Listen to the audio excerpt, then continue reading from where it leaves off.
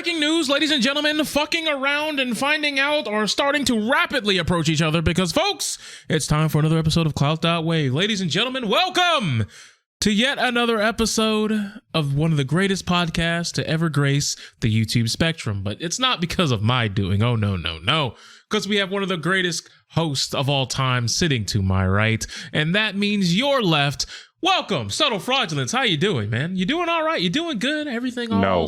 Absolutely not. All right. Oh, it's in shambles over there? Our tax dollars are going to one of the most fucking nonsensical institutions I've ever dealt with in my entire life. And I know all of you have... Who are you talking about?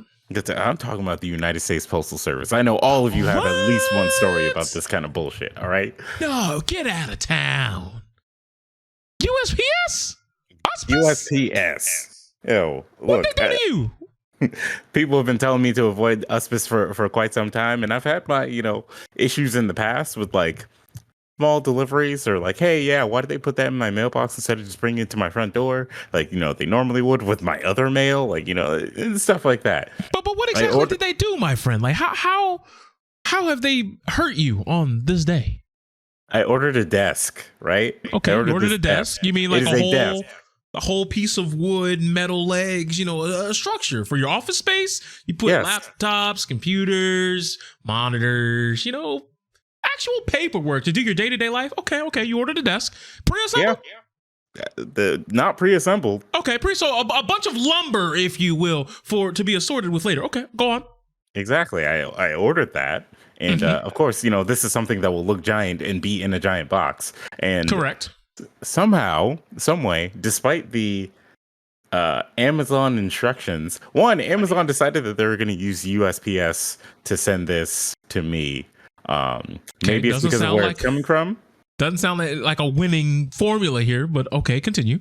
Not a winning formula. Something I had no control over, and I still to this day have no control over. It sucks. But, they decided to use USPS. That's fine. As long as I get my package, don't care. I don't even care if they get delayed a little bit because, COVID has made it so hard for these postal workers, trying to deliver the COVID test to everyone and all that jazz. Whatever. Whomever was supposed to bring the package said that it was too big for my mailbox. To fit on your porch? I'm sorry. Wait. Too big for your what? For my mailbox. The desk. Too big for my mailbox. They saw desk and mailbox. Were you... And you said you left instructions to just leave it on the front steps. Like all my Amazon packages, leave it at the front door. Like no, that tells me that you got a lazy driver who was not getting out the vehicle. That's what that tells me. Oh, there's more, buddy. There's more. Okay. I've had to think about this so much that I think that there's actually like a scam or like a plan at play here because the first time it happens, I'm like, okay, like it was a rainy day, so I was like, okay, maybe this person didn't want to like, have to like lug this giant desk in the rain or whatever, and they didn't want to do it. I'm pissed, but I sort of get it. So understandable. Okay. Yeah. So like Amazon sends me a notification saying that, this person, it was marked as that. And I'm like, okay, sure. I have to contact USPS directly, not Amazon, USPS, and, tell them to re-deliver my package. So I set it to re-deliver the next day. Next day, nothing. No updates, no nothing. It's just the most recent update was that I set it for re-delivery for that date. Where's my stuff? Don't know where it is. Another day goes by. I've heard nothing still. Where's my stuff? I even contact Amazon. Hey, what's up? What's going on? Like what? Like I didn't get my package, and they're like, hey, yeah, it's supposed to show up on Thursday. Don't worry, man. End of day Thursday, you'll get it. Thursday comes. Hi, it's today. Yeah, that is today. It's when we're recording this. It comes, and I get another notification randomly that says the receptacle was too small for your package. That's right. They did it again. They marked it as my mailbox is too small for my desk. Mind you, when I set up the redelivery, specifically got asked, what do I want them to do if the mailbox is too small for the too small for the package? I said, leave it at the front door. Ignored that instruction again. They acting like you living in project housing right now. Like they really are. Like, nah, we ain't pulling up in there. Technically, you live in a gated community right now. Yeah. You did. They treat you. Oh no. I don't understand. Like, but I think it's because Amazon by default uses like, you know, the like super base, like, you know, the scrub poor man tier like shipping option for USPS. And I keep seeing all these promos of like, hey, why don't you you know, this package here, it's eligible for you know, USPS shipping plus, which will cost you an extra, like, you know, $10 or so, you know, hey, yeah, you could get some of these plus options. You get some of these better, like, you know, shipping options that are here. And it's like, why do I need that? All I need you to do is bring the box and leave it. Apparently, maybe, those shipping options are, hey, you want us to do our job? Give us a little more, give us a little extra, and we'll go ahead and put it on your doorstep. Otherwise, we're just gonna say it's too big, and yeah, you can come over here and pick it up. You can see us at our facility. You know where it's at. Now, at this point, it's not eligible for redelivery. I have to go to the facility and pick it up myself. Or so it's have just you decided you're going to do that after work, I'm assuming? I can't do it after work because the post office is open during the same hours. So, oh, no. So, yeah, you know, during the workday, I've got to, you know, structure a break around going to this place and picking up this damn package that was supposed to be at my front door. You know, is it gonna fit in your ride though? I have no idea. Damn, that's tough. Yeah, this is not how you wanted it to go down.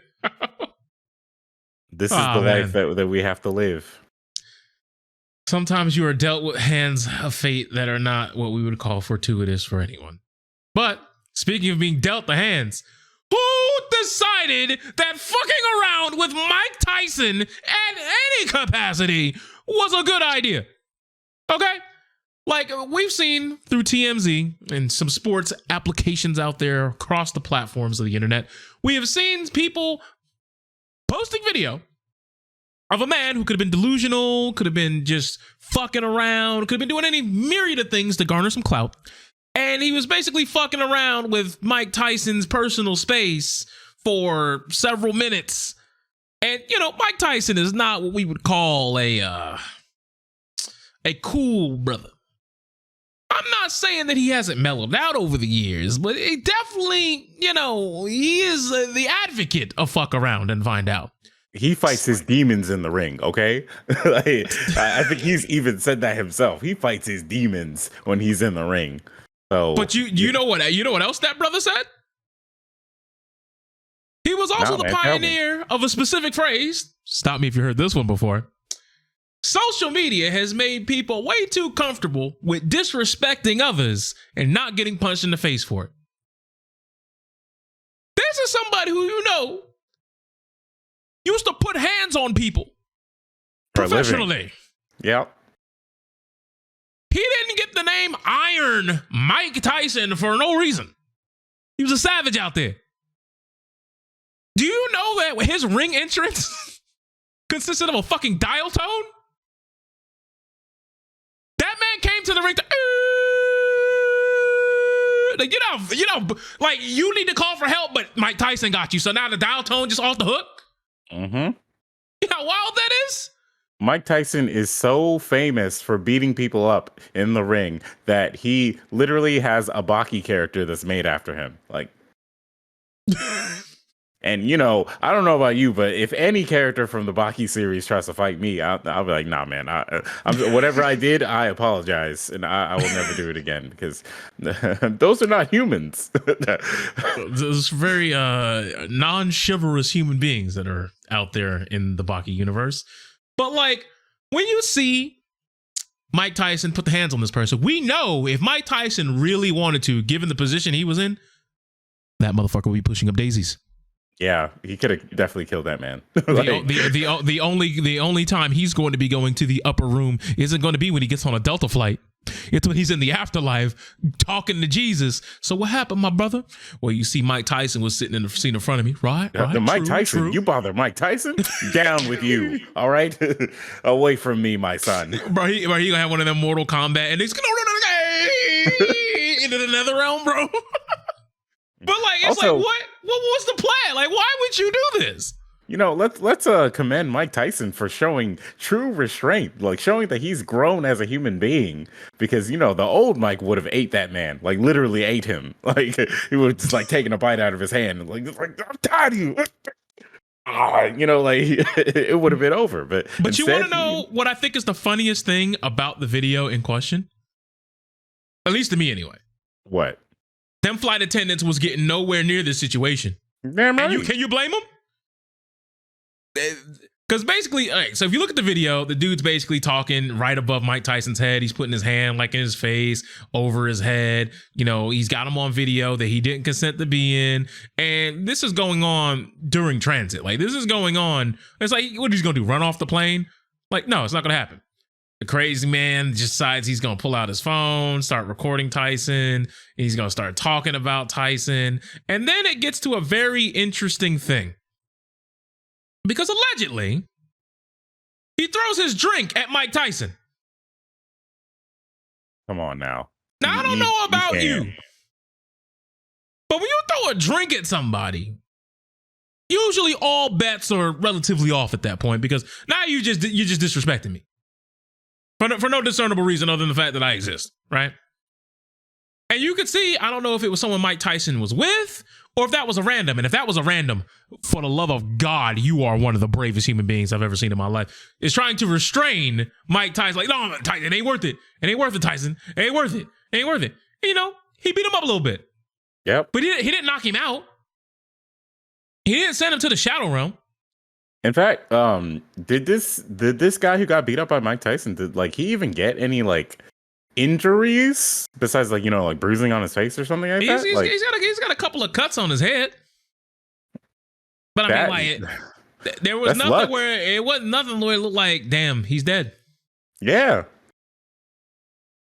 Because even in the video, when you see Mike Tyson hitting this dude, it doesn't look like Mike Tyson is out here really beating on this man. He's just kind of giving him a few hits, and people are like, hey, come on, man, calm down, please. He didn't mean it. It's on top of that, there's a version of this video going around where it's they show Mike Tyson beating up the dude, and then they show the reason why afterwards. It's showing this dude, sitting here hey guys, oh my God, it's Mike Tyson. I'm gonna bother him. It's just I mean, this ain't too long after. Was it a few weeks ago where the dude was getting challenged to a fight by some dude in the street who pulled a gun on him, and he didn't kill that guy?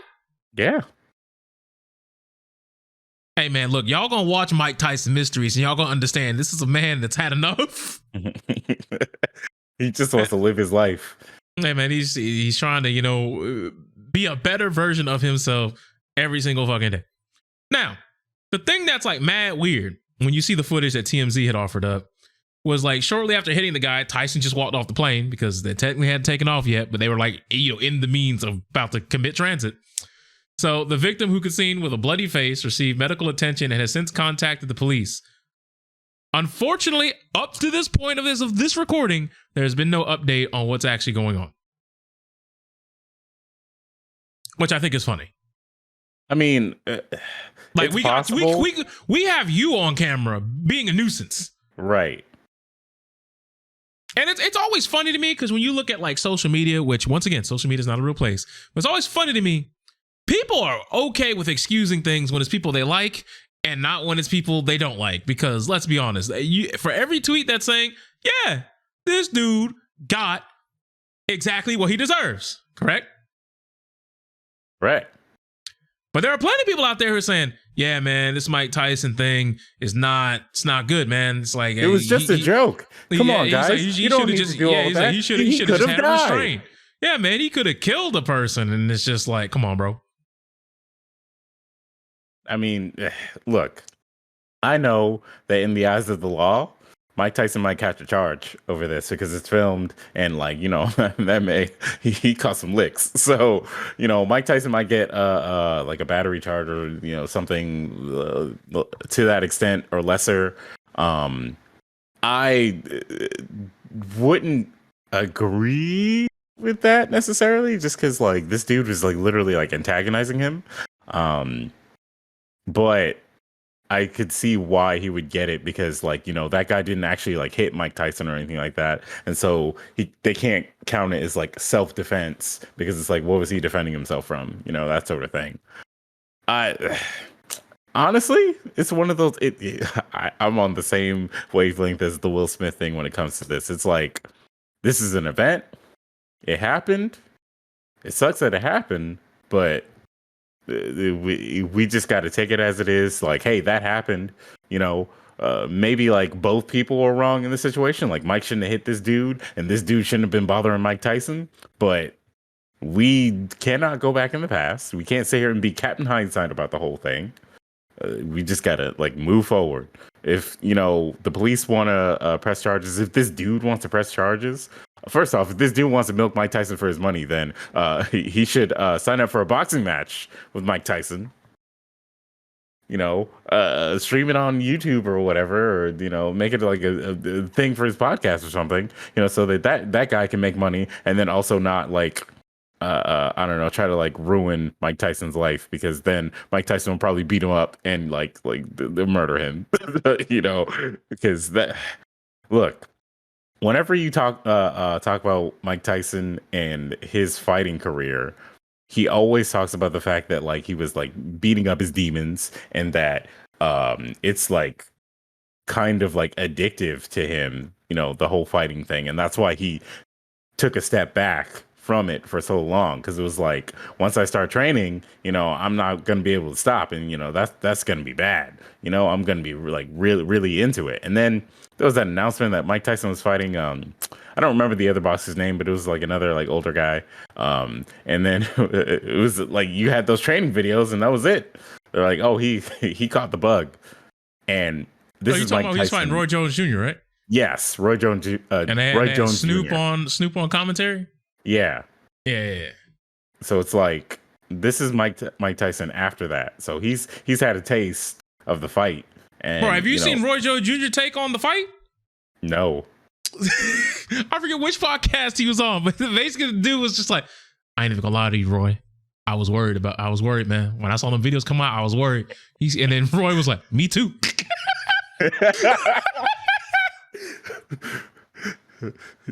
The world knows, man. Right. Even Roy Jones, legendary boxer Roy Jones, was like, hey, bro, look. That's like he said, he's like, I'm not saying that like I felt like I was going to lose. But what I'm saying is I was in the mindset of, yeah, it's for charity. We'll put on a show. I saw those videos and I'm like, oh, this Mike Tyson might think this is real. I might go out there and throw a little playful jab, and then next thing you know, I don't have a spleen. Like, you know what I mean? Like, exactly. Like I was afraid for Mike Tyson's trainer in those videos because he was doing some wild shit. I mean, that trainer was fighting for his life, and you could see it on his face. He's like, please. Yeah, he was wearing bodyguard. He was wearing bodyguard pads. And he was getting hit. He's like, ooh, I don't know, Mike. Hold on, Mike.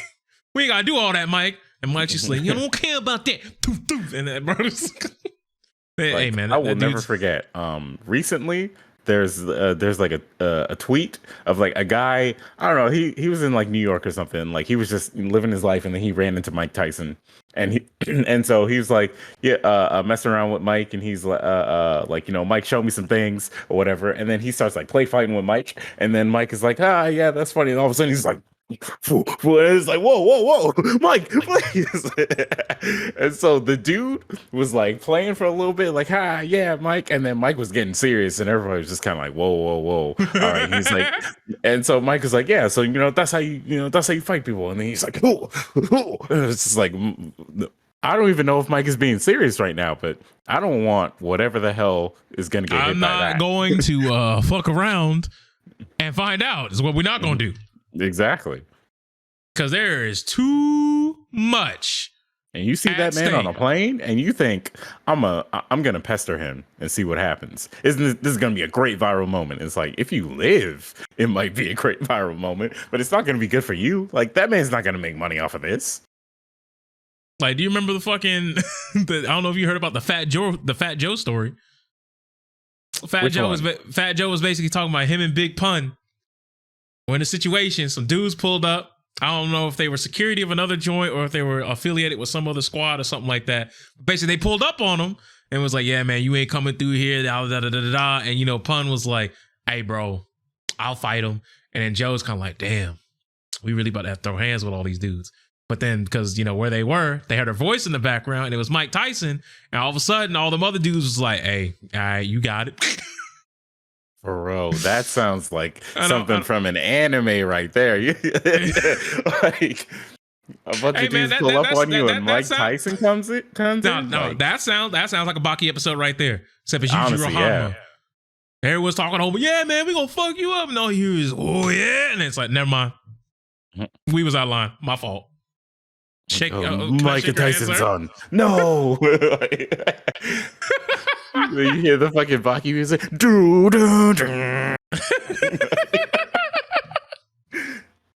Oh man, I mean, that's tough. But like, in the situation at hand, like, I just don't feel as though he did anything wrong, because I mean, you can't look, everybody on the internet, we've been preaching fuck around, find out for the longest time. All of a sudden, don't throw your hands up now and act like, oh well, fuck around and find out, but not like that, like, because now you look weird. All right, if someone is in your space and they are having a negative impact on your life and you tell them to stop, and you have them on video that they're telling you to stop, and then you continue to push the buttons and fuck with them. Yeah. The dude sitting next to him is like, hey, bro, cut that shit out. And then you continue to harass and fuck with him. Meanwhile, it's mad weird that your homie was recording you before you did the shit that you were going to do. Exactly. Like it was premeditated. I think that's something you got to take into consideration as well. So, yeah, it's kind of fucked up. Because, I mean, let's be honest. Let's be honest.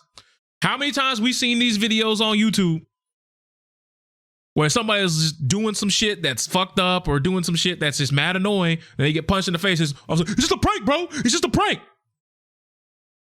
I mean, we saw that actually cost a couple of YouTubers their fucking life. Mm-hmm. And guess what? In the court of law, you know what people found out? They're not pressing charges. Because when they did try to press charges, nothing could stick. And I figure as though the same thing is going to happen here, especially when you find out that somebody was being drunk and disorderly. Where are the flight attendants? Not saying they have to apprehend Mike Tyson. Yeah. But there was definitely enough ample time where you could have prevented any of this as soon as you saw him continuously beginning to fuck with this man. Especially if they're flying like, you know, I won't say coach, but like, let's say, what's behind first class? Economy, I think. Yeah, if they're flying that, like, you figure, like, you know, they have stewardess up there, they have attendants. Fuck it, you got a Walker Texas Ranger motherfucker sitting on this bitch somewhere. You better call him. But drunk and disorderly conduct is a crime, folks, even if you're on a plane. Yeah. Just an FYI. But that's enough about Tyson. We have to talk about something that's infinitely more somber in tone, because a Twitch streamer is going to have to lawyer up. You may be saying, oh God, is this going to be a DMCA takedown? Is this going to be something where a corporation has decided that they have to take out their infinite wrath upon an unsuspecting streamer? No. This is one of the nightmarish parasocial relationships that we talk about time and time again here on this podcast. And if you're watching either of our Twitch streams separately, then you would know that there's some shit that we talk about. There's some shit that we tried to warn people about. And here it is. So Miss Kenner, as some of you may know her on social media, is basically being threatened with a $5,000 lawsuit because somebody was donating excess amounts of money, large bills, big cash to their stream for their other forms of social media and things of that nature. And basically, when they found out that that person who they've been donating to, one Miss Kenner, was not interested in returning any sort of sexual favors or romance, they felt as though they were being 100% led on and decided to hit them with chargeback after chargeback after chargeback upwards to around north of $5,000. And since some of these were apparently not necessarily recent, but a little bit longer ago, which I'm not sure what the limitations are on how fast you can go back and hit somebody with a chargeback on PayPal. I thought it was like, at least like 2 weeks. I didn't think you could go back into the archives and just say, I want my money back. Do you know on PayPal? Never mind. I just looked it up. You have 120 days. 120. God damn. That seems excessive. Well, buyers can file chargebacks 180 days or more after an order has been placed. If you receive a chargeback, you have 10 days to answer. 100, that's half a year.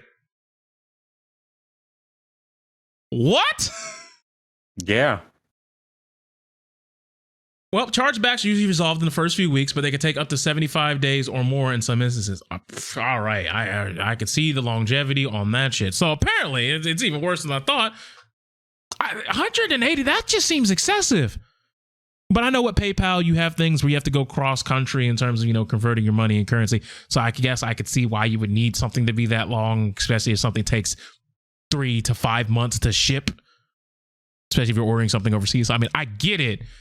But man, there are some fringe situations, much like the one we're talking about right now, where that could just be used maliciously. Yeah. But anyways, point being, there are people who fall in love with these Twitch streamers, these OnlyFans ladies and men, these people who are out here doing any sort of social networking on social media, and they feel as though they have a chance at courting them by just being a financial supporter of theirs in whatever endeavor they so choose to, dabble in. And it's always weird when someone tries to buy someone else's affection and it's not reciprocated, because you can end up with a weirdo on the other side like this. And I always say, because I do this, when I get Twitch donations, I have them in a box. And by a box, I mean they go to my bank account and I literally budget out, I don't need this money for like 7 months, 8 months. I don't touch my Twitch money. My Twitch money just accrues and accrues and accrues. And once I know that the I thought it was like, once again, like 4 to 6 weeks or some shit like that. But I can see, I'm glad I've been waiting months. But if someone's going to hit you with chargebacks like this, and they're saying they're going to take you to court and they're going to do all this crazy, this is not a good look. What do you think? Like, you think that this person has any, I hate to use the phrase, rights to the money? What do you think? No. Because you have to really look at what a donation is in the first place. Look, when people make official donations, you can't just be like, I realize that I don't like this establishment anymore. Can you give me my money back? Like, no, nigga, that's fine. What? You gave it to me. That's it. You've given the money away. You do not have ownership of the money anymore in that sort of situation. And in this situation specifically, when you have someone who's donating to a streamer for their own personal reasons of I like this person, or I like their content, blah blah blah, whatever, you can't just all of a sudden be like, well, they don't want to fuck me, so I want to get all of my money back. Pay me everything back. And you're not entitled to that shit. What are you talking about? It's ridiculous that that the system is not helping the streamer in this situation, and that she's losing money over a lunatic, basically. Someone who's literally just oh, well, I was trying to buy your affection. And now that it's not working, I would like my money back, please. It's no, that was an investment, and a bad investment. So you know what? You know what's really the weirdest part of this? This is the weirdest part to me. Anyways, not only did he send the lawsuit that was addressed to her and her husband, she was already married, and you probably knew that. But it comes to a point now where this motherfucker has not only got their real names, somehow he got both of their phone numbers. That's kind of crazy. He can call her, he can call the husband. He already is able to mail shit to him, so he has their address. He has their documentation. And I don't know if you know how dangerous that can be, especially in the current climate. But that means this person if they got $5,000, they could just send out the wazoo over 180 days span to some streamer that they're randomly doing on the internet. This may not even be their first rodeo. Maybe there are other streamers he's trying to get into a harem of some shit. Yeah. But if he's got that amount of money to just fling around, he can get on a plane ticket. Oh, yeah. He could figuratively pull up and be in your fucking driveway by tomorrow. All not good things at all. Like no one. Look, I saw a recent like tweet that was going around from an OnlyFans content creator who basically was like, just because you pay for my OnlyFans doesn't mean that I want to like hang out with you IRL. Doesn't mean that, you know, I want to be your girlfriend, blah, blah, blah, whatever. And then like, you know, shit, this woman was like pretty mad when she wrote this tweet. So like, she also like went out to say like, if you want the girlfriend experience, it's like $300, that sort of thing. And it was just like, she's right. Just because you subscribe to somebody's like content doesn't mean that you're owed their affection in any kind of way, and it doesn't mean that you're owed their like real like, you know, undivided attention. Also, you know, like that person has a life, and in most cases their life is separate from their content, so it's not like you two are the best of friends because you're like a tier 3 sub. That's not the case. Now, you know, some content creators are like, you know, cool with their community in that sort of way, but that's not going to be the case for everyone. And like, we always have to say this: just because they you know get you all bricked up and whatnot does not mean that like, it doesn't mean that, you know, you're owed anything from this person because you gave them money. Like if you want to buy a woman's affection, just buy a mail order bride or something, you know what I mean? Like there are actual services that bro, you are got $5,000. You can buy one of them C3PO sex bots right now, bro. Come on, man. Nothing beats the real thing. Come on. But that man can get some cyberized canned coochie yesterday. All right, that's bro. my thing. It's like it's always these dudes who have like thousands and thousands of like disposable income that they're throwing on these streamers or throwing on these content creators who are like complaining like, oh, why are you not giving me, you know, the attention that I demanded or whatever. And it's like, what are you talking about right now? If you really wanted to pay for someone's like attention, affection, anything like that, there are services that'll cost you less money than what you're paying, and it'll give you all of the satisfaction that you want, and yet somehow they just don't think that's real enough for them. But now you get to a point where content creators have to come off in like a mean way and be like, look, I'm not your friend. You know, I'm not your buddy. I'm not any of those things. You some pissant peon and never forget it. Exactly. You know, there's going to be like Findom nonsense going on now. You know, that kind of shit. But no, I forgot my thought. But like legit, they don't owe you anything. Just because you like pay for their content doesn't mean that you're owed any attention from them. And it sucks that this dude is actually like benefiting from like taking money away from this this woman who's just doing her normal thing. Like I don't think she was doing anything special to make this dude think that she like loved him or like had any sort of romantic affection for him. She's probably just being nice, you know, being friendly. And then like maybe they shared like DMs and stuff because he's a nice person or he seemed cool or whatever. And, you know, she wanted to be friendly with this person. But even then, being friendly with the person doesn't mean that all of a sudden now you can try to like fuck them or whatever. Because you know, some of y'all horny as fuck out there. And they just really because you be. are, yeah, just because you are doesn't mean that you can just like force someone to you know give you what you want. Like it's not cool.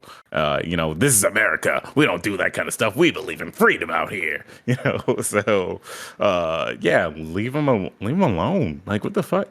If you really think that this person wants your attention and like affection and all that stuff, I don't think 5K needs to be spent on that, like, ever. So it's like at some point it's like, bro, you had to know, right? like, bro, stop listening to Fresh and Fit. Don't like don't listen to them when they like bring on people who are just like, yeah, you know, this guy's got to make like at least 5K a month in order for me to, like, you know, blah blah blah, whatever. It's like that's not like a common thing. It's not what all your Twitch streamers are demanding of you. That's not what a lot of people are demanding of you. If you want that sort of thing, establish that relationship or that dynamic first. And stop being a piece of shit. Well, that's gonna have to take some accountability, my man. And they ain't got time for that. Man, Self-reflection. Right. Come on, bro. You know that's not how it's going down. Don't even play around with that. But the other thing I think is weird is, I don't know if you've read the comment section underneath the tweet longer that discloses all this information.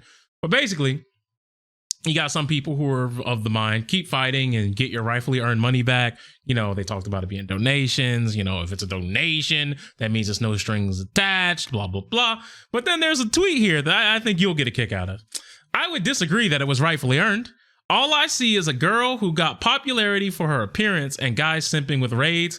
Even Bungie wrote about her. Pretend not to know what Alt F4 is. Cat ears. Throat game clips? You attracted this weirdo. It's best to just cut your losses and move on. Those niggas are weird, all right? Stop telling anybody that, one, because of their appearance, they deserve to you know, deal with this kind of bullshit, or they attracted this kind of bullshit. I don't think any of those people were trying to attract these weirdos. Also, I don't know about you, but if you have this situation where it's like, okay, people are going to come to me because they like my shirts, or people are going to come to me because they like the sound of my voice or whatever. I'm not going to just like wear different shirts. You know, I'm not going to like sound different if I know that's going to like get me towards success better than the latter. You know, all these people who complain about like, oh, she wasn't, you know, getting her fans the honest way or whatever. Like, what do you know that we live in a society that doesn't care about that? Nobody cares about like if it's the honest way. Like, oh, look at that guy over there, that Twitch streamer with like 10 viewers. He's so honest and so wholesome. He does everything the respectable way. And it's like, look at this Twitch streamer over here with 10K views. Like, they're so dishonest, so terrible. And it's like, why they coochie out? Not even that. You got niggas who do like, okay, Aiden Ross got banned recently, right? People all know Aiden Ross's name, not because of good things. They know him as the dude that, you know, gambles on stream. They know him as the dude that's friends with Speed. They know him as the dude that like does all kinds of like things that cause people to have some sort of controversy. He, you know, he gets into drama things, and that's when his name gets brought up to people who have never been around his content at all. So like, what are you saying? Like, you know damn well people are drawn to the drama. People are drawn to the things that you allegedly don't like. You yourself are drawn to that too. That's how you got here in this thread. That's how you're like complaining about this woman. Either way, she don't deserve it. And some female streamers are trying to like reiterate the fact that it doesn't matter what she was wearing. It doesn't matter, you know, what she was doing on stream. It doesn't matter if she was like acting dumb or like, you know, or like legitimately didn't know the things that he's complaining about or whatever. These niggas will show up anyways.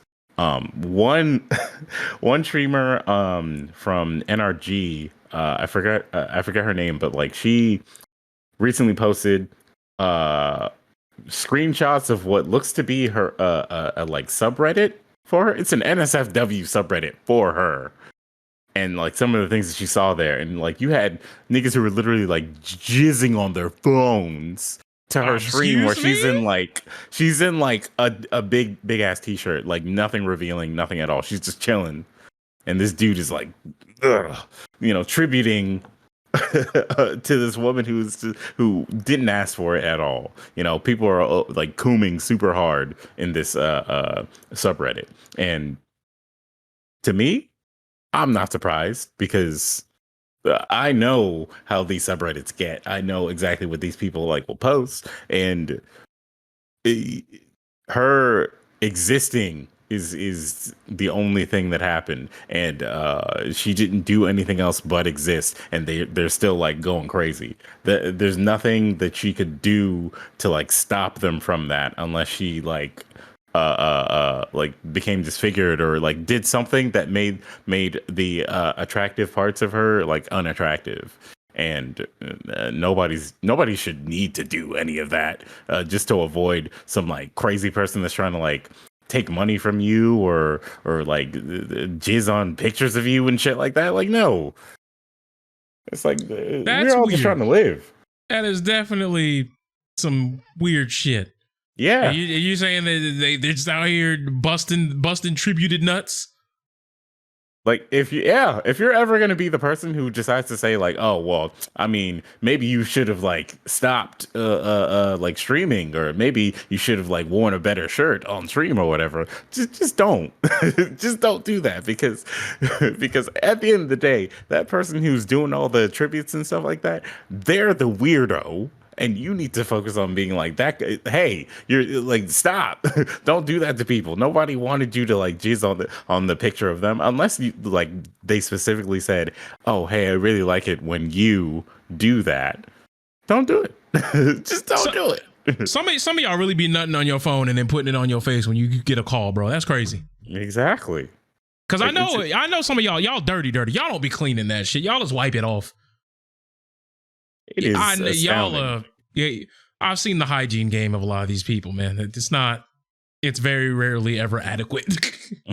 Now, we'll also say that like 9 times out of 10, when people like notice stuff like that, they get mad and they try to like shame like a large group of people for that, to be like, you're all weird, you know, blah, blah, blah, this and that. And it's like the weirdos that they're trying to like scold are not paying attention to any of those things, because these tend to be people who are like not doing your normal they in the dark routine. Yeah, they're like, you know, in the dark at 4 a.m. like, you know, browsing like you know 4chan or like, you know, something or watching like Smiling Friends for like the 10th time or, you know, some shit like that, you know, and laughing a little too hard. They be busting nuts to get an anonymous double dubs.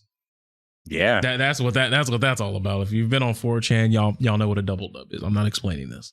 Like if you've spoken to any sort of like professional, like when it comes to like mental health, you'll know that all those things they're doing are signs that, you know, that there's not something going on right over there. You know, something in their life is not going right, and so you can't judge them by that same metric of like, you know, everything is good, everything is copacetic in their life. It's like, nah, something's wrong, and you know that problem needs to be addressed, but like you are not going to address it by just telling them to like be normal. You know, because they don't know what that is. In most cases, they don't even understand what that is. So you got to really like explain, hey, I don't really like it when you take like, you know, my stream on your phone and you just decide to go ham. Like, I don't like it. You just start whacking it up, bro. I don't like it when you send me a DM that's like a picture of you just like sitting in your room and it's like, I missed you, queen. Please tell me more. It's like, no, I'm good.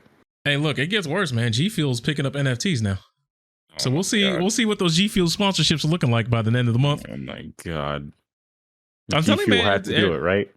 Yep. I mean, hey, man, they in there. They are in there. NFTs are a scam, and they're a scam because people don't understand Web3, and people don't understand Web3 because most people don't like computers. All right, I'll tell you that right now. They don't like computers. Computers run on logic, and most of the people who like have problems with computers or like use computers or whatever, they definitely don't think about things in a very logical way. It reminds me of somebody, doesn't it? Shout out to Ezra Miller. Speaking of people who have something going on with them, Ezra Miller definitely has something happening because like these And like look, events that are being announced about Ezra Miller are like very strange. Like the most recent one about the getting chair. arrested in Hawaii, yeah, for like throwing a chair at a woman after while Uh, they uh, were like leaving. apparently, there's another thing where he was getting upset that somebody was singing karaoke too loud. Yeah, like he was in a bar and someone was like singing karaoke and he's like, "Yo, you're too loud. Turn that down." And it's like, "Bro, you're in public.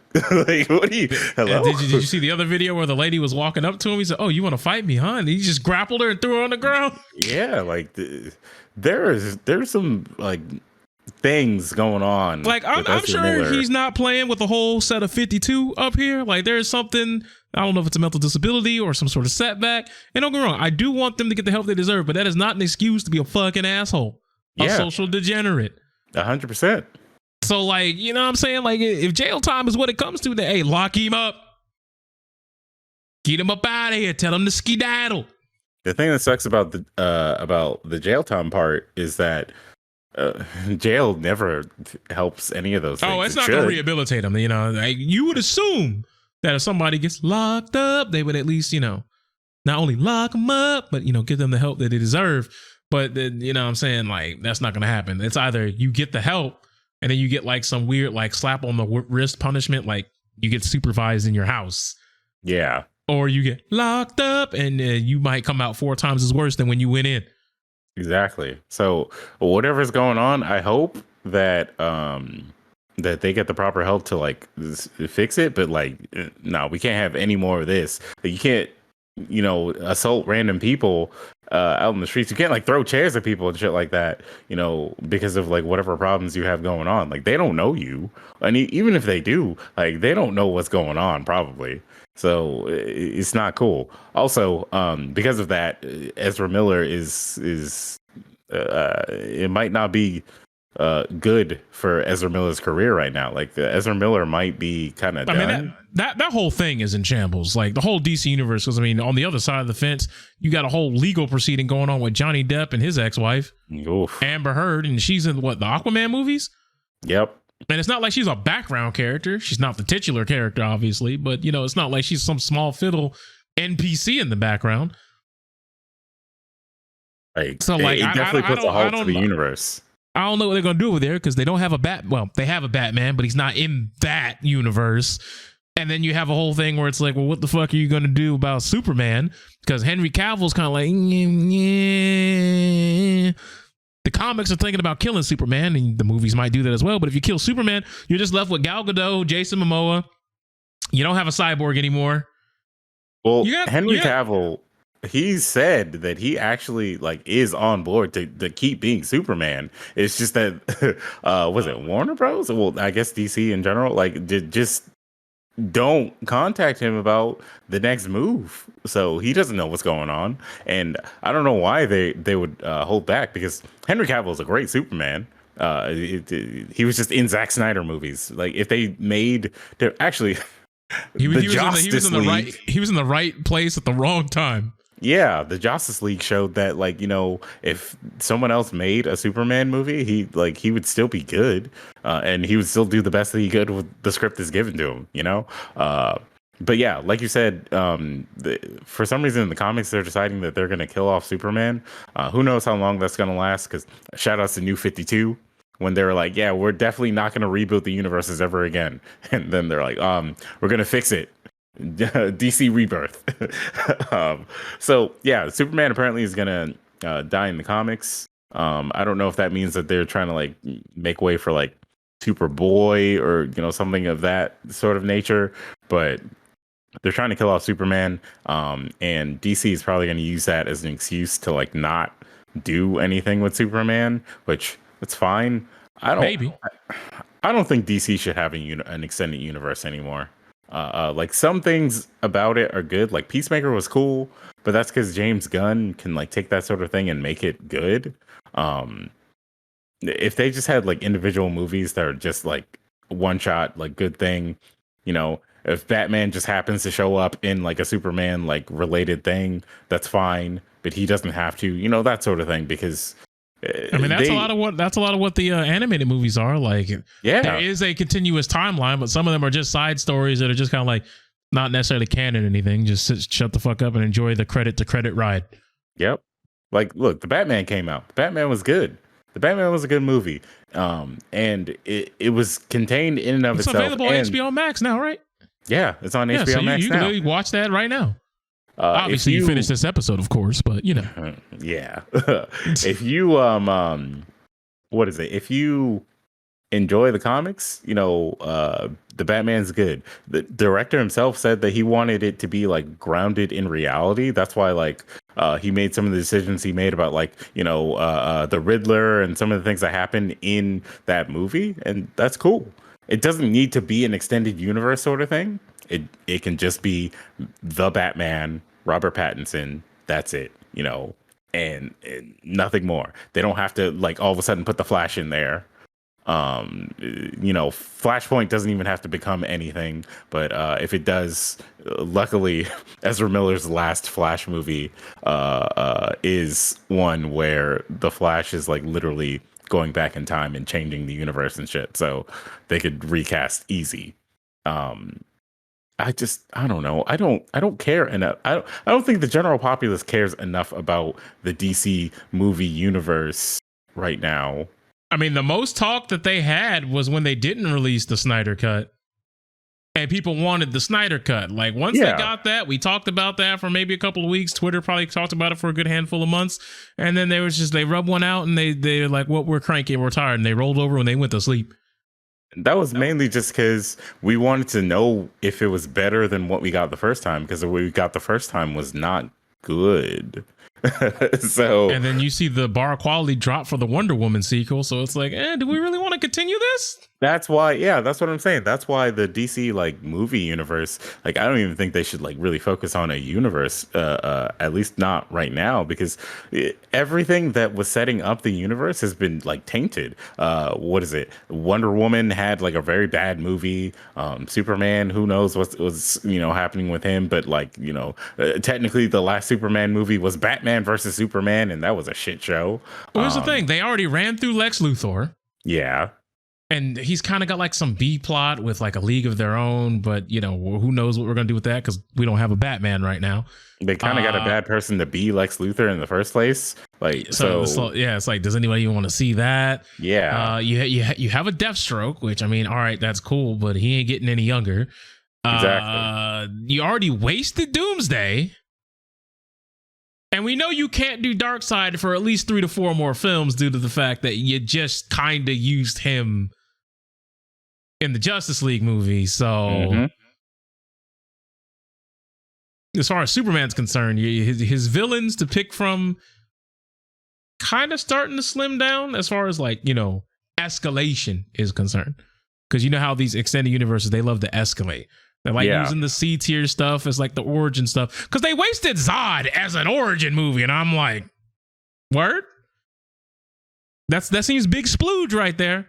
Yeah, that's a big thing for Superman. I mean, it being Superman's first day, it turned out pretty well, but like there's a lot of like bad stuff in that movie. Like why did Jonathan Kent say, no, allow me to die here? Like, excuse me? But why? Okay, look, the Kryptonians thing, that was good for that movie because that movie was supposed to be like, we want Superman to be like exciting and interesting and like dynamic. And that was the only way Zack Snyder saw fit at that time. I mean, you could make good Superman movies afterwards with other Superman villains. Like you could make a movie that's about Metallo, and that could end up being like a banger because Metallo, his whole thing is like he's got kryptonite on deck, and so it's like Superman, face your weaknesses and somehow beat me anyways. They could make that a good movie, but it wouldn't be the same as like Superman fighting Zod, and Zod is literally dead. And then he got brought back as Doomsday. So and they buried that super hard. And it's like, look, as much as like it's fun to talk about, I don't want a Bizarro movie. I don't want that. I'm gonna tell you that right now. I'm good. Hard pass. I will stop. I will stop and say this right now, because I'm an avid watcher of Superman and Lois. I'll always recommend that show. It's probably like the best Superman piece of media to ever exist because of how it depicts Superman and takes care of like Superman stuff. Um, minor spoiler for the show: they're doing Bizarro right now, and it's pretty good because of the fact that like, okay, you and I both know, like Bizarro's like origins was that Bizarro was like mentally disabled Superman, basically, and Right. eventually people started realizing that's fucking ableist. So, they changed Bizarro, and Bizarro became more of like a better like character. He became more of like a coherent character, and he was just like negative Superman in some aspects. They could make that a good movie, but they shouldn't. Like that kind of concept is like kind of overdone thanks to the Marvel universe, where like it's like, oh, you have actually Morbius. Everyone who's seen Morbius, that's a perfect example.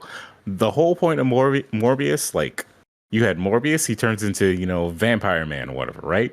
Who's his actual villain in that fucking series? Another Vampire Man. We're tired of that.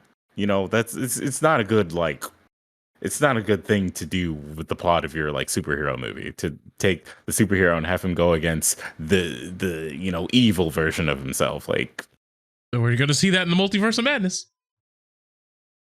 I don't But it's not going to be think- the primary focus of the movie, though. Yeah, that's that's the only way you could do that at this point. Don't make it the primary focus. Like, if it's like, oh, there's an evil version around and they have to like confront That could that. be, for all I know, that could be a red herring. Like that man shows up and he's just like, "Well, you I think fucked it it is. up. You fix it," and they just have a casual conversation. That man don't even put hands on nobody. He's just like, "Hey, bro, you fucked it up. People came here looking for me. Exactly. It's you." That's what I think the Wanda thing is, by the way. Like real quick about that movie, since it's coming out soon. The trailer shows that scene where like Wanda's like, you break the multiverse and they don't do anything to you, but I, do my thing in my town. I, take over some people, do whatever because I was grieving and they all fucking hate me. I think that is an actual like alternate universe version of Wanda, who's like gonna be super upset about the way people treat her after WandaVision, and that might be part of like who the antagonist of the film is gonna be. That like Wanda might be the villain because of like an alternate universe version of Wanda that's mad. But Could be. that would be cool if they do it. But it might just be the regular one who's just making cheeky jokes of like, yeah, you're a man, and they, they're treating you well after you fucked up everything, and I'm a woman, and they hate me because I fucked up a little bit. Misogyny. But no, man, like, yeah, for Superman, like, what, like, I don't want them to like just immediately go to Brainiac like that. We don't need that. Exactly. Like, stop that. Like, I know that people get like very excited when, they see a character like Superman or Batman and be like, oh my God, I can't wait for him to fight Bane. Or, oh my God, I can't wait for him to, fight Brainiac or whatever. And it's like you gotta, keep it grounded if you're just doing an origin story. Like, look at the Batman. This is about the Riddler. No, but here's the thing. Like, when you start off with like a few movies, right? It's okay when you start off with a few movies, they don't have anything to do with each other. But like once you see that people like them, and then you want to build into a cinematic universe, all right, go for it. But when you jump in there and you set the expectation that this entire thing is going to be in a cinematic universe from the jump, yeah, you have to pace this shit out. Exactly. Think about Smallville. Remember, Smallville had that like Justice League episode, but they had to build up to it. They had an episode for like every character that was in it to basically like have their intro thing of like, Clark is just doing his normal thing, and he's like, "Oh my God, you're faster than me. This is weird. Oh my God, you're a robot, man. This is weird. Oh my God, you're a man in green shooting arrows. Oh my God, you're rich. What? This is weird." Like that. They had those episodes, established those characters first, and then decided that they were going to team all of them up, and it was worth it. but you can't just like show me all those characters and then be like, isn't this team up really cool? It's like, I don't know who this is. You can't Eternals the whole thing, okay? You can't just show me a bunch of characters and be like, why yeah, are these characters important? Cuz it's like, you know, the fate of the universe and whatnot. It's like, okay, but like, I don't know them. It's like, don't you feel bad for the fact that they're getting killed off by these evil things that are happening? It's like, I don't know them. Who is this? they hold no sentimental value to me. Yeah. I mean, you know who else doesn't hold any sentimental value to me? Yu-Gi-Oh! Master Duel. Look, man, I don't know what you're gonna do about that game. That was a game that I was super excited to play, and now shambles. I haven't even played the Synchro event, if you want to know the truth. Like, big confession, I've gotten none of those gems. I only played that event for the gems, and it was like torture 90% of the time. Because right now, my biggest complaints with the game are the fact that since it's a Yu-Gi-Oh game that came fully kitted with 95% of all the cards that are in Yu-Gi-Oh's entire history, and they don't have a ban list that follows the TCG or the OCG, and everything that is usually banned is still at 3 copies, there is no such thing as like necessarily fair play, because ranked is best of 1, and ranked is the only game mode you can actually play by queuing into it, unless there is an event. And unfortunately, the events don't have what we would call good quality control. And it's just ranked. Yeah, because it's also just ranked, because let's say you're in Platinum and you're playing a casual playlist, which is like the little event, you're still playing against people who are in your ELO, which means it's still ranked, which unfortunately means when you play these events, you might be going against people like, because you hit Plat, which is the highest rank that we have right now. If you get there, which we both were, which at least I was in the XYZ event. I haven't played the Synchro event, but in the XYZ event, you'd be playing people who are just playing the tier 0 decks, because if they grind it all the way to Platinum, they have access to those decks. Some of those decks, they just made slight moderations to, some slight modifications here and there, and just made it to where their entire extra deck was XYZs as opposed to Links, Synchros, and XYZs, which made it to where their deck still did the bullshit that it does. And you may be thinking, okay, well, that's not necessarily the worst thing in the world, right? Well, here's the other problem. When your only modes are ranked, and ranked with a gimmick, a lot of people are going to stop playing the game. They're just going to be like, all right, I'm done. You guys can have it. Great job. Especially in a game that's free to play, and a game that 100% relies on you spending gems to roll in a gacha. Imagine if you guys were playing any free-to-play game that has like a story mode, or some sort of campaign, or has like 16 different ways to play PvP. What if I told you just get one mode, it's ranked, and that's it. That's all you get. Most of you would stop playing that game immediately. Much less when it's a card game that isn't going to receive custom cards or a custom rule set specifically for Master Duel. So therefore, it's not like the meta is going to change because there's some new tech that's developed. It kind of puts the game in a spot where it's like, damn, there is no growth. This is kind of just the game. The decks that people were running when the game launched are going to be the same decks that people are going to be running by the time October hits.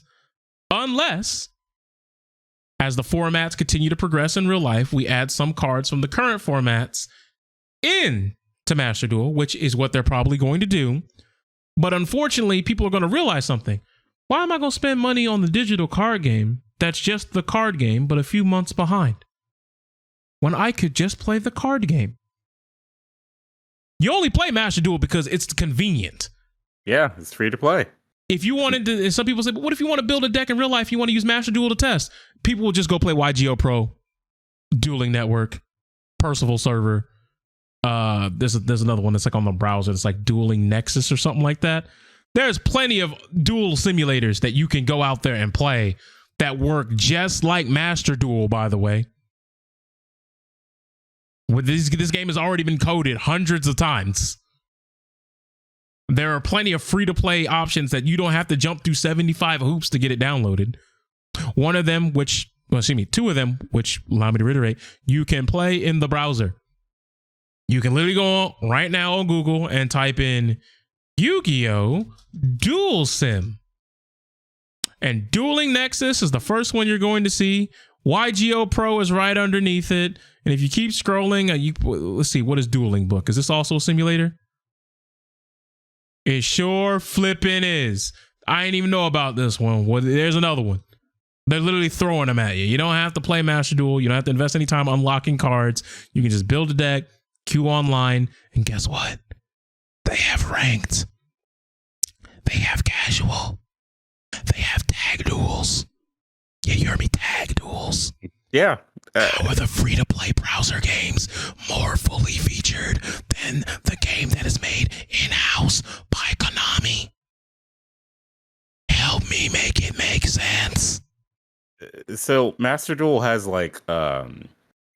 Master Duel's like strength is its accessibility, or at least like accessibility in the sense of like people randomly being able to play it. Like, it's available everywhere. It's on Switch. It's on all consoles. On your mobile phones, by the way. Yeah, it's on your phone. Anything that can run the game can download the game and you can play it. And it's free to play game. So people who are more on the casual end of things can just download the game and then start playing it. And there are like tutorials that'll show them how to catch up on some of the like meta things that were added later in Yu-Gi-Oh, like XYZ and Link monsters and stuff like that, synchro summoning, all that. But the problem with the game is that they don't really like do anything for the casual crowd.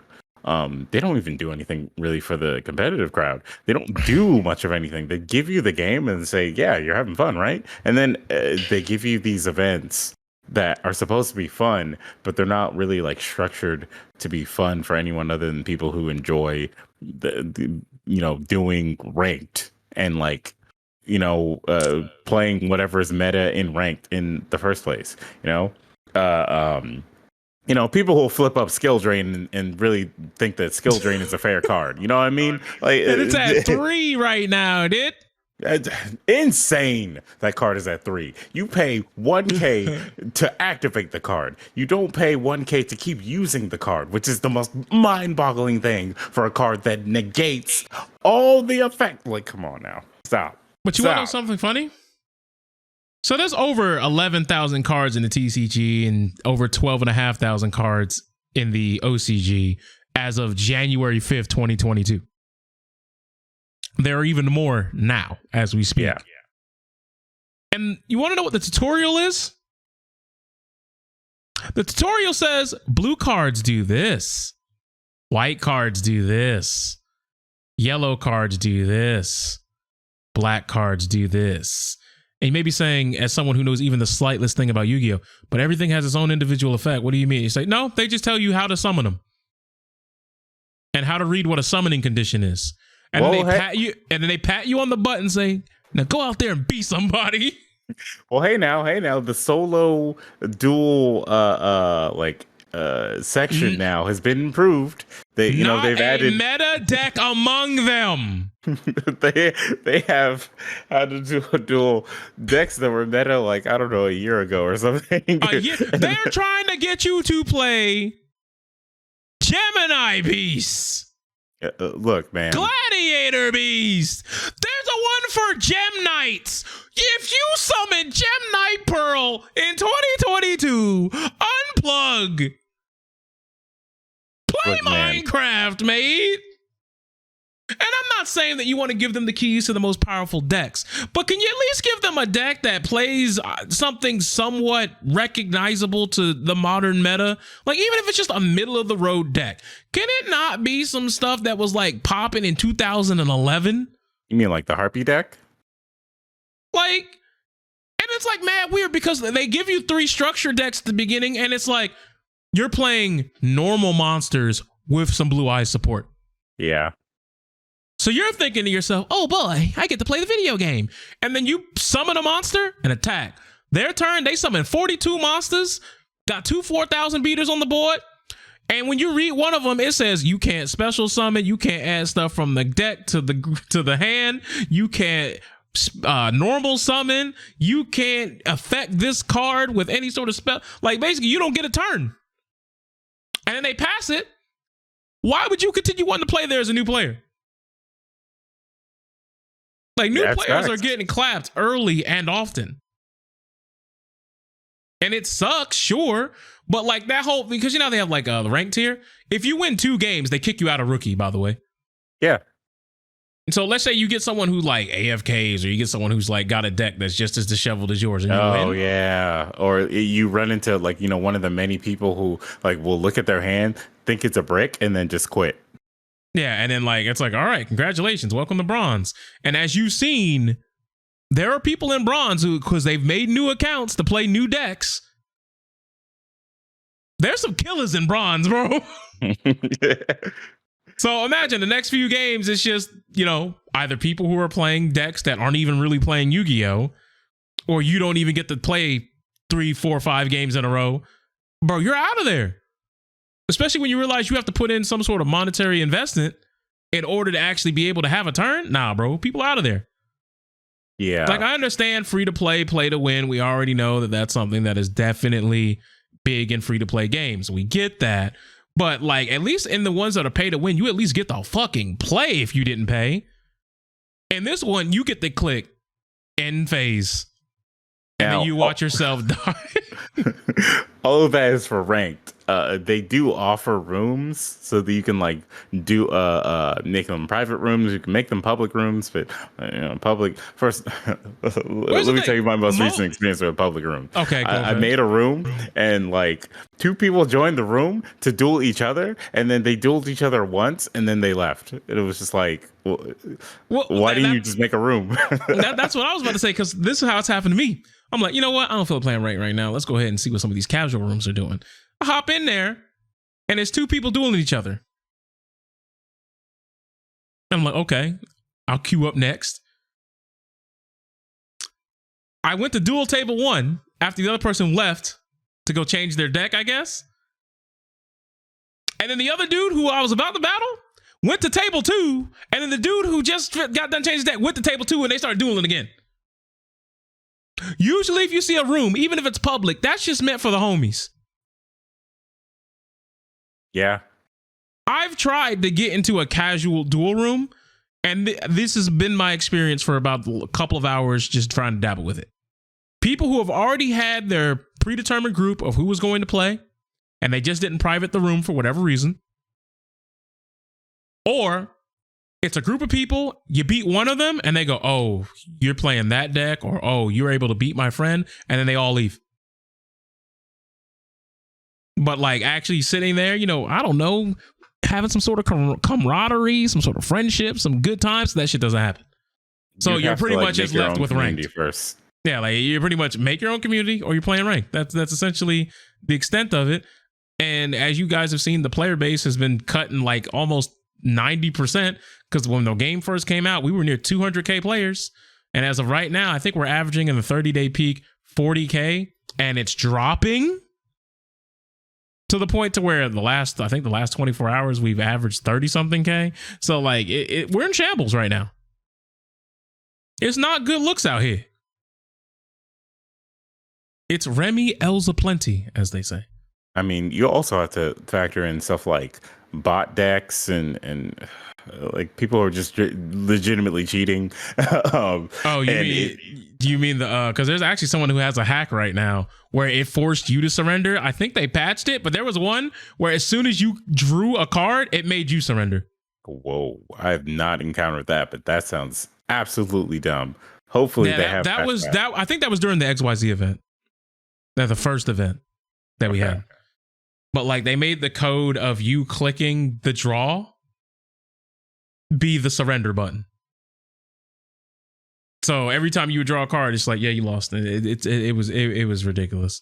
Yeah, like, okay, so you know, those are things about like the actual like game itself. But even the content that it offers, you know, like it has all these like cool interactive things like mates and the what is it, like the trap holes, and you know, all those like things that you can structure around your environment to make it like look the way you want with like different fields and shit. But there's not a lot of any of it, and I don't know why.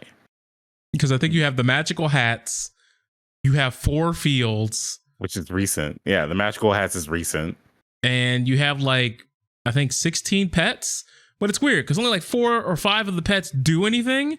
Yeah. One of them is literally a football helmet, bro. Yeah. You have some that are just inanimate objects, and I don't even know if they're like actual like monster references or they're just things. Well, I know the football helmet is probably a reference to Ultimate Athletes, which used to be a real good deck back in the day. Yeah. But like, the fact that it's just a helmet, it don't do nothing. Like, there's so many missed opportunities in that game. Like, it just makes me upset. Yeah, I don't understand why they are not offering more of that. Like, because that would require effort. These are all things that you can buy in the store too. It's like dual pass you can buy in the store. That's cool. I'm mad that the dual pass only gives you enough gems to pay for it. So yes, you do not run a profit. The profit is just supposed to be that you get the credits. You get more of the credits so that you can make but at the end of it all, you only get to craft like 3 ultra rares and 3 secret rares or super rares, and it's like, yep. It almost feels like dual pass is a scam. Anyways, all you need is one access code talker to win it too. I mean, you're not wrong. Appaloosa and the access code talker goes nuts. My opponent thought they were playing the game. Yeah, you thought. Yeah. Let me get this thing that negates everything you do with its attack points, and then just also summon something that gains attack points based on the monsters that are in the graveyard, link monsters that are in the graveyard, and it can banish, and it can, you know, it's like, oh, okay. It does too much. And it's like, yeah, but it's okay, right? Because that card's at 1. I said Appaloosa's at 3. I mean, granted, if you have a deck that can summon 3 Appaloosas, you're fucking cracked, bro. Yeah. I'm looking at you, virtual world. And then you got fucking Hauka Fibrax, and that motherfucker that man's everywhere too. Don't worry, I can synchro summon on your turn. It's fine. Especially if you could do something in the Borolo Dragon, and then like you have an Omni Negate on the field. Yep. It's tough. But anyways, that's neither here nor is it there. Master Duel's just in shambles right now. It needs more content for the people, okay? Like, add more shit to the store that's gonna like wow casual people to like keep playing the game. Give them something to like grind for or whatever, and turn them into like the Yu-Gi-Oh players who either hate all the sweatier ones or they become one of the sweatier ones. You know what I mean? Like, there are ways around this. Also, add a casual option for duels, for like online duels. I agree, not just casual rooms. I agree. Now, I don't know why, like, you know, all these other people are having all these fucking problems by saying these things. Because, like, yeah, I feel like a lot of us know these problems exist, but they want to act like it's not something that they're going to talk about. Like, it's weird to me. But I guess that also falls under it is what it is. It be like that when it be like that. Here. But speaking of when things are like that, we got to talk about the Fighting Games Annihilator Cup, brought to you by AT&T. And look, I just want to keep this short and brief. I don't think like this needs to be a long thing that's drawn out. But there is a tournament series that happens where it's a multitude of games. They get like 20 so content creators, and they play like 5 different games for 5 different genres. And it just so happened that last weekend they were doing Street Fighter V. And every single time this has happened, because this happened with the Mortal Kombat one the year before last, where a bunch of people who've never played fighting games before start playing a fighting game, and they are completely lost. They're in shambles. They don't know what to do. They're complaining, they're whining, they're moaning. They're like, what the fuck is this? How do you deal with this? There's just so much. And then you have the whole conversation of every cockroach in the FGC coming out from whatever rock or kitchen appliance they crawled out from under to say, we told you fighting games are the hardest thing you've ever done in your life. Chemistry, whack. Physics and science, whack. Being a psychiatrist, whack. Fighting games, that's the dopamine hit. That's maximum IQ right there. What, you're playing an FPS game? Poppycock. Absolutely no skill required. It's all about knowing the frame data. And like, don't get me wrong. No one is saying fighting games are easy. No one's saying that fighting games are like necessarily what we would call the pinnacle of human achievement. But like, y'all start acting like no other game requires any level of skill whatsoever at all, period. Now, it's not necessarily the conversation I want to have right now. Conversation that I think I want to have, and don't get me wrong, we will talk about that conversation, but the conversation that I want to talk about right now is people always, every time this happens, every time we see this, somehow, some way, the community gets on the topic of, this is why fighting games should be more accessible and should be easier. All right. Or the counter argument, or not even the counter argument, but the adjacent argument of, this is why fighting games should all be free to play.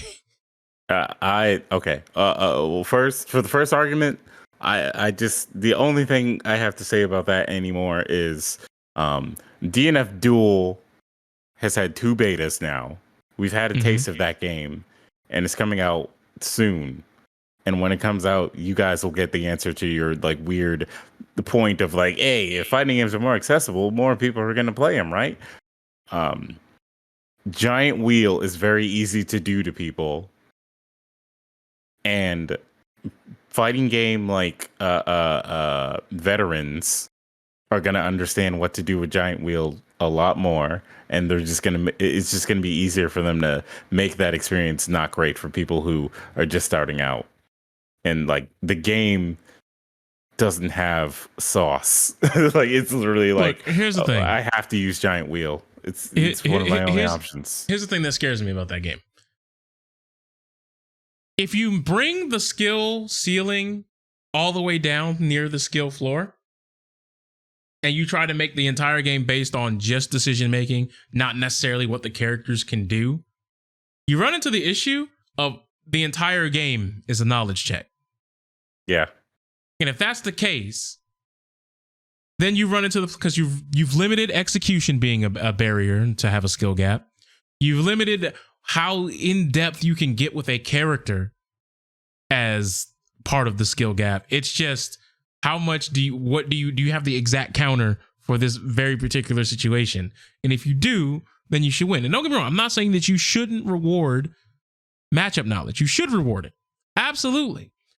But it's at a point now to where you throw out wheel, or if you're playing Dragon Knight, you do like a dragon setup that has an overhead on it, and you get opened up. It's like, okay, you get opened up. For a new player, usually in most fighting games, we'll take Street Fighter V, for example.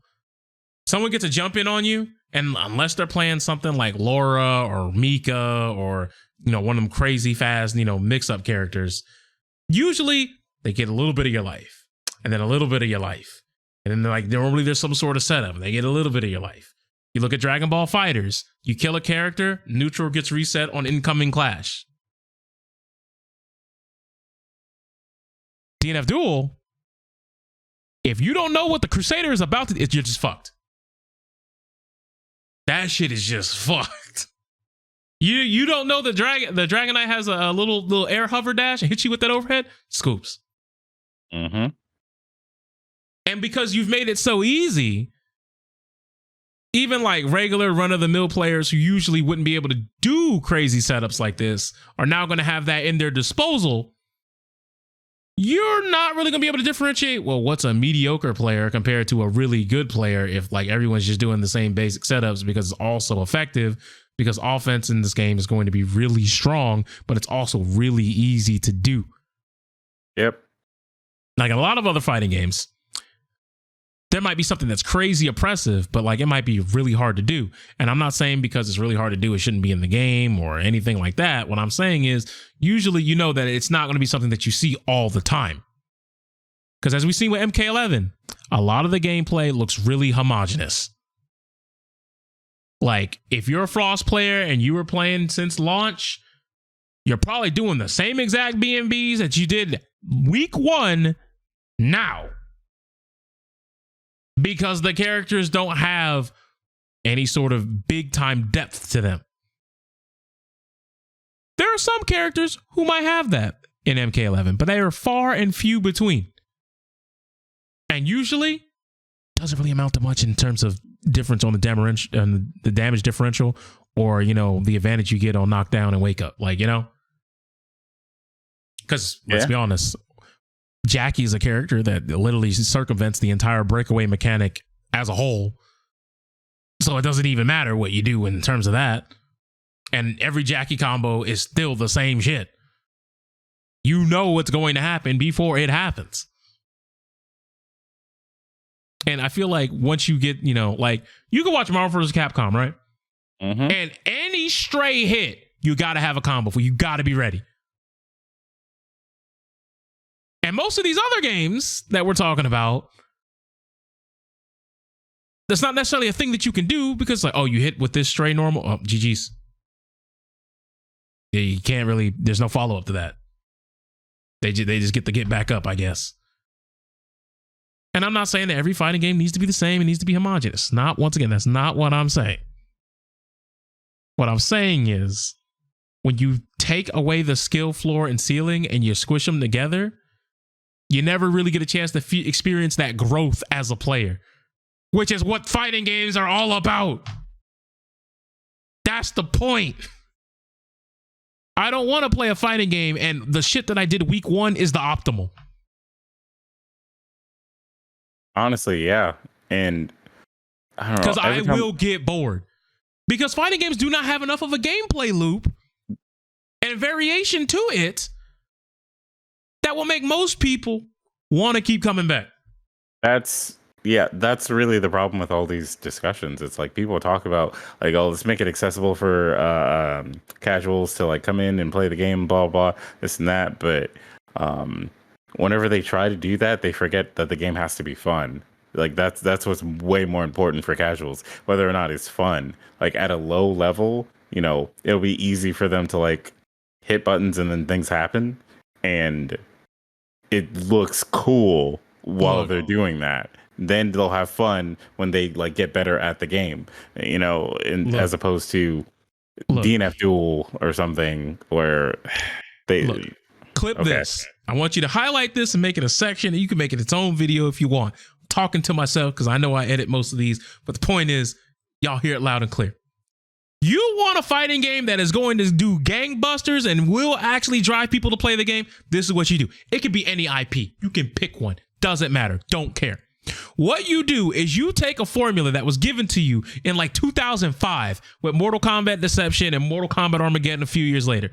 You give the people a game where you're playing basically an open world adventure game. And you have an overworld where you can fight, you can do like 3D combos and shit that you can only do on the overworld. Have it be like a completely different game. Now, when you fight certain bosses that are part of the lore, like let's say we're doing Street Fighter and you're playing like Ryu's fucking pupil, you're out there, or you're playing fucking Luke, right? In Street Fighter 6. Like have it be like you have like a ground pound, you can launch people in the air, do some God of War fucking combos or some crazy shit like that. But then when like Akuma shows up and he's like, I will show you the power of the Satsuno Haro. And then like it cuts to a 2D arena and you play the traditional fighter in there. And you can make Akuma be like mad different. And I don't mean in terms of like changing his lore, but like this is like boss Akuma. So it's like Ryu's like, look out. The Hado is taking him over. He's going into frenzy. You have to parry the blast. And now the game can teach you how to parry by having him shoot the fireballs at intervals that are way faster than a normal player would be able to do so. So you can get used to parrying, getting closer, and then doing what you have to do.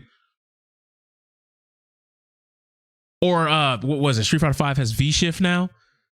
Yeah. So, you can have a genuine tutorial on V-Shift, what it can do, the fact that it might be invincible to certain things for a certain amount of frames. You can see it. And then, like, if you get hit, Ryu could tell you, hey, this is why you got hit. I believe in you. You know what I'm saying? Do whatever you got to do there and have, like, cinematic fights, normal fights that are in the 2D plane. If you're doing Tekken, you can do the same thing. But, it's the 3D arena when you're fighting lore characters and not like generic Warrior number 5. That way, your games stand out with the AAAs and having, full-fledged, real deal Holyfield campaign modes that you can go back and you can have people genuinely sit down and play as not a fighting game, but a fully featured game. And I know what some people are going to say to me, but that's impossible. You can't have all those multitude of things happening in the same game engine. Literally saw it on the original Xbox with Mortal Kombat, Armageddon, and Deception. Literally saw it. Tekken 3, Tekken Force. Yeah, Tekken Force.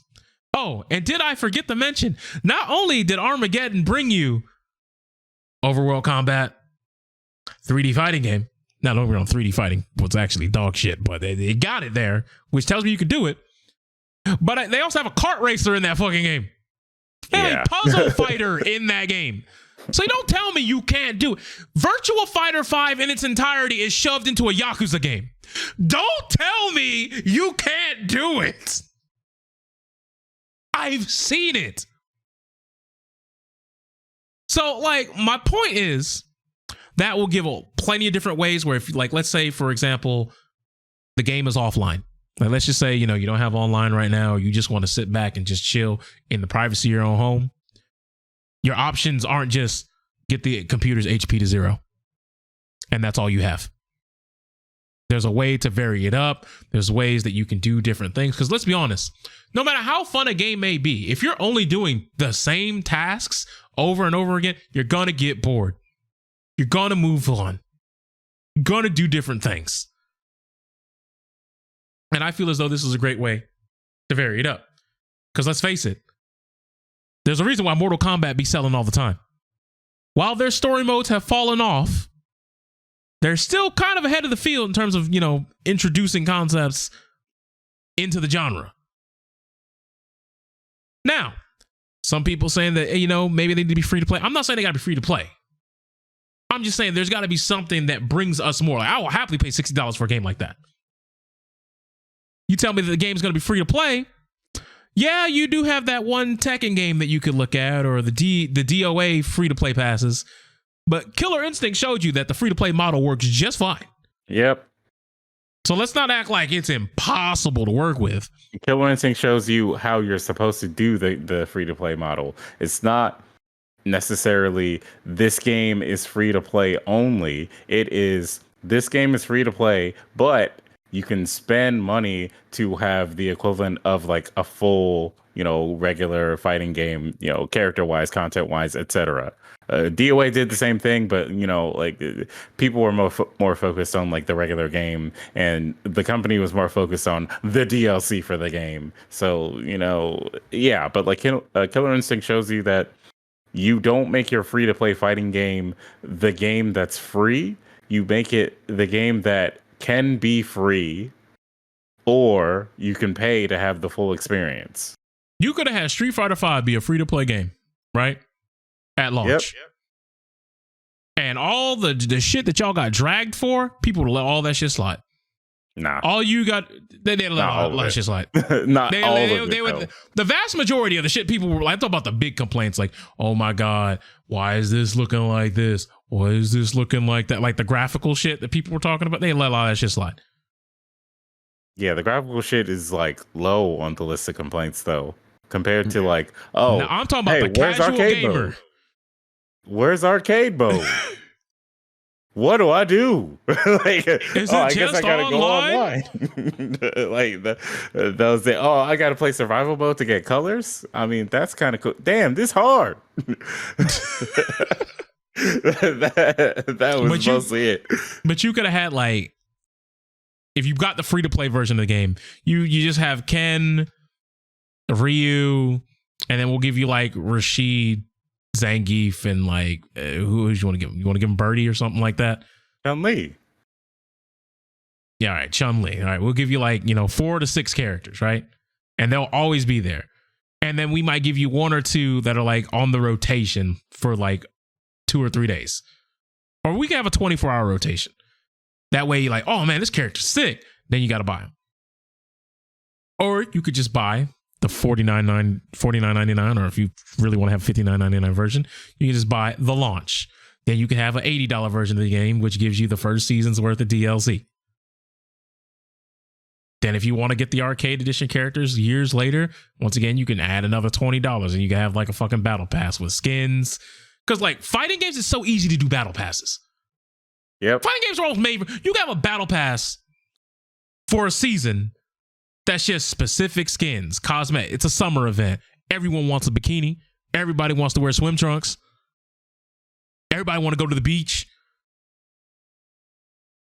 You just have it in the battle pass. People will buy that shit.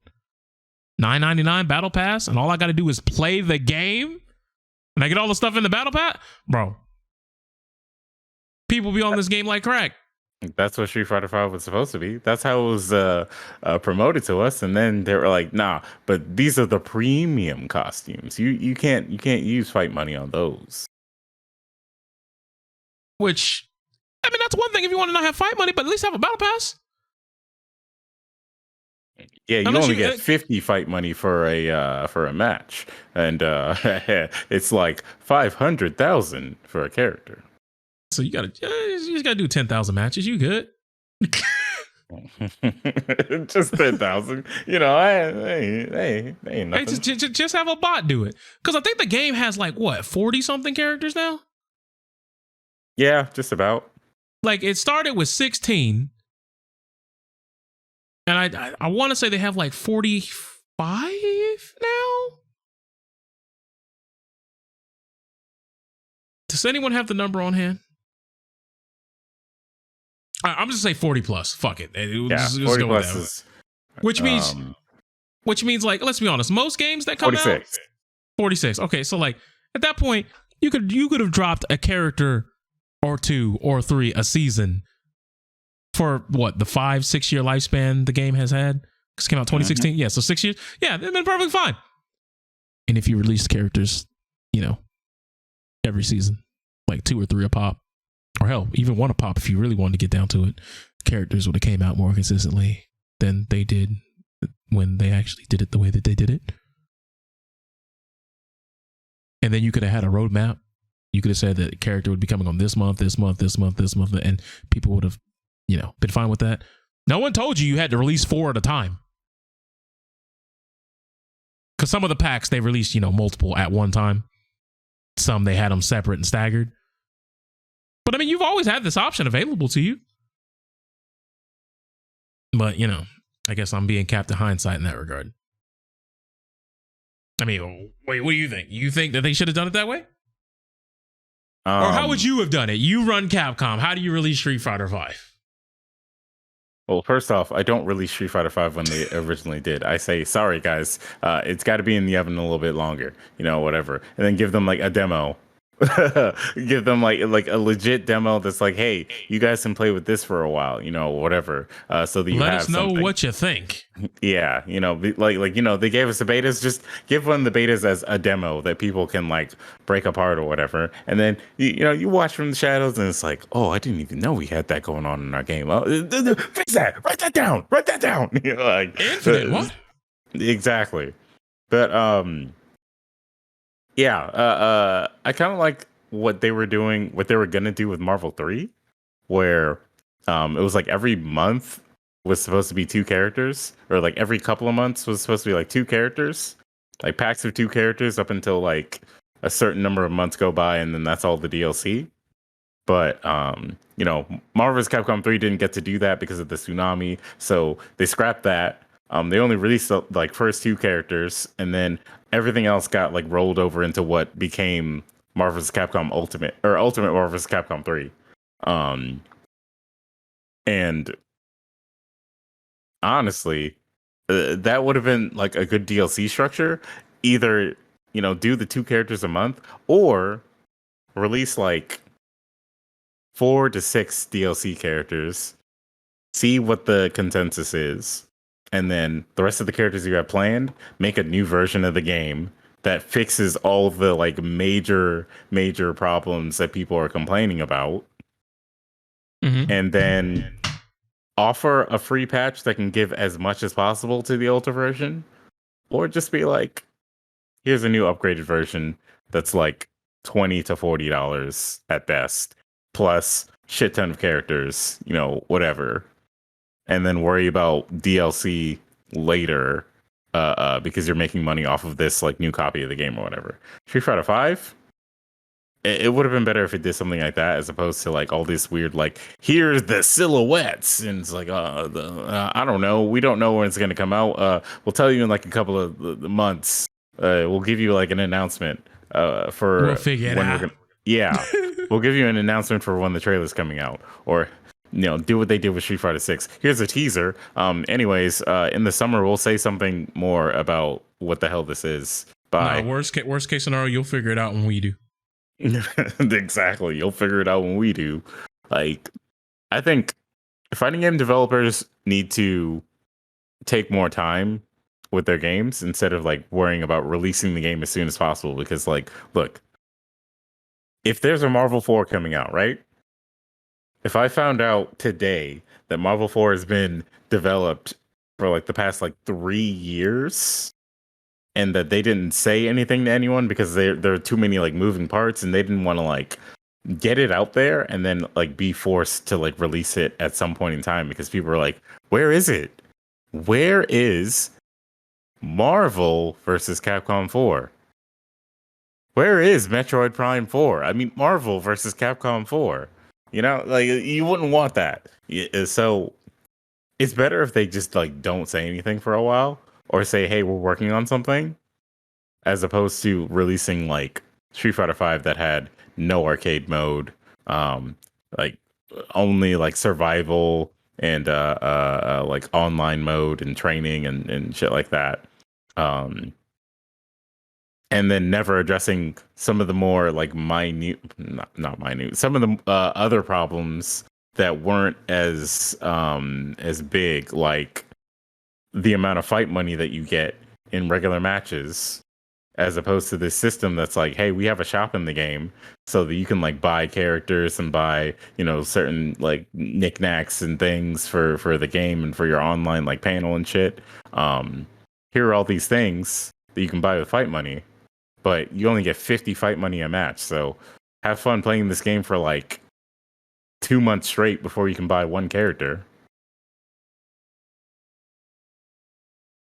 Tough. Like, yeah, learn from the mistakes. And as far as DLC goes, don't announce DLC for your fucking fighting game before the game comes out at all. Yeah, that's not a good way to do it. Let the game come out, let people play the game, and then be like, hey, you want more? Hit them while they're excited. Don't worry. The fun doesn't stop here. We could add these characters, but we won't, because the game's got to come out now. Yeah, I'd rather there be a delay so that the game can come out with 25 characters versus the game comes out with 6 and then the remaining characters are DLC. These are facts. I'd be happy with that. But, you know, we're approaching like a fighting game drought again, because like we got so much like the booty that it's just like, we want something good.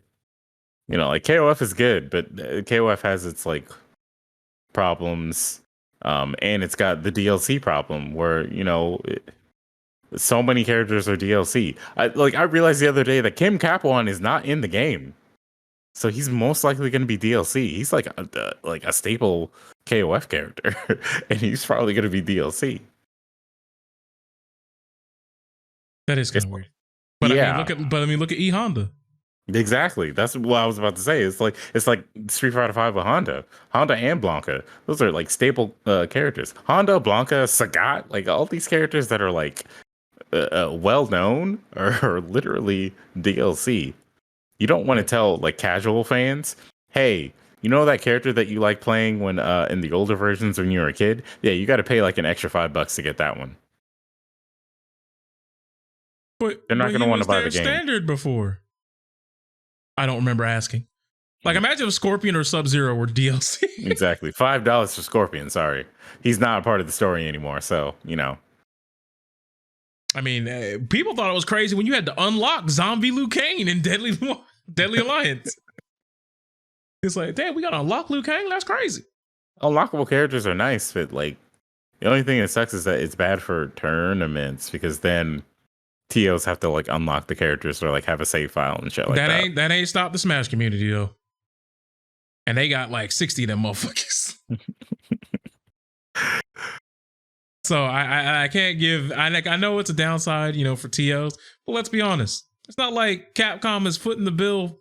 Like a lot of these developers are not really footing the bill, like break the bank type of bill for these tournaments to exist. Mm-hmm. A lot of them is grassroots in the first fucking place. Exactly. So worry about getting the sales first. And like, you can worry about the window dressing game. And the tournaments and all that stuff later. Otherwise, it's kind of like putting the cart before the horse. Because a lot of these games that come out and do gangbusters, there was no world tour at launch. They were like, nah, let's let this thing rock for a little bit. Oh shit, we caught fire? And they like the development? Deploy the league. Exactly.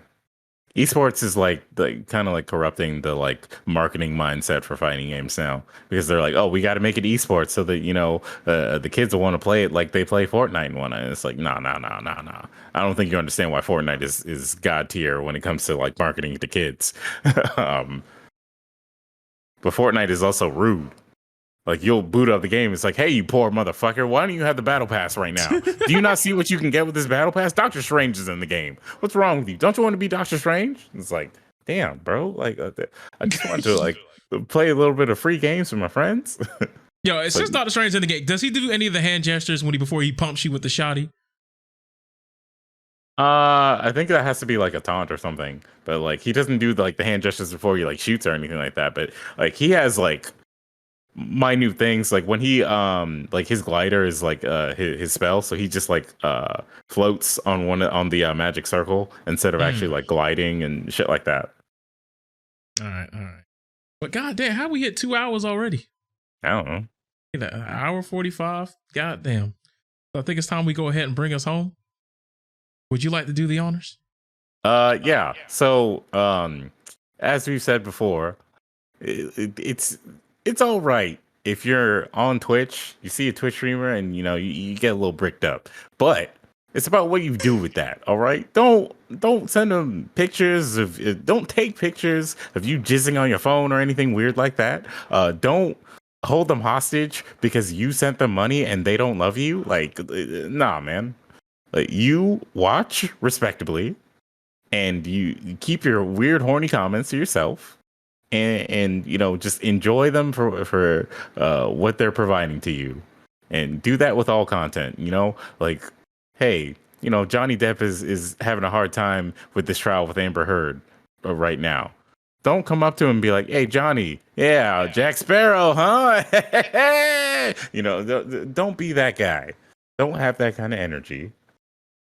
Live your life the way that you want to be respected by other people. All right. You don't want someone coming up to you when you went like 0-2 in a tournament and be like, hey, bro, can I get your autograph? Or like, can you give me some tips on how to be better at the game or whatever? It's like, nah, nigga, don't talk to me right now.